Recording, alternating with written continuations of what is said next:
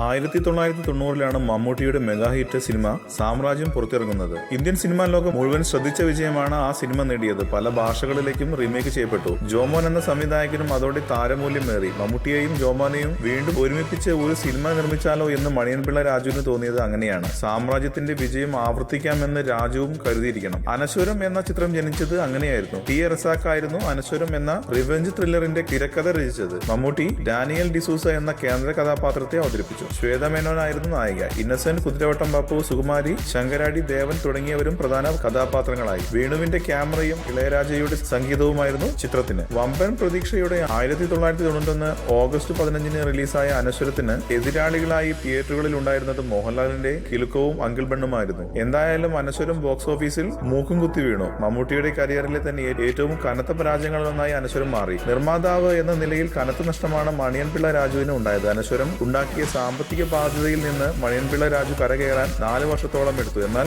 അനശ്വരം പരാജയമായിരുന്നുവെങ്കിലും ആ ചിത്രത്തിലെ താരാപഥം ചേതോഹരം എന്ന ഗാനം ഇപ്പോഴും മലയാളികളെ ആകർഷിച്ച് അനശ്വരമായി നിൽക്കുന്നു. കൂടുതൽ സിനിമാ വാർത്തകൾക്കും വിശേഷങ്ങൾക്കും ഇപ്പോൾ തന്നെ സബ്സ്ക്രൈബ് ചെയ്യൂ മലയാളം ക്രിയേഷൻസ്.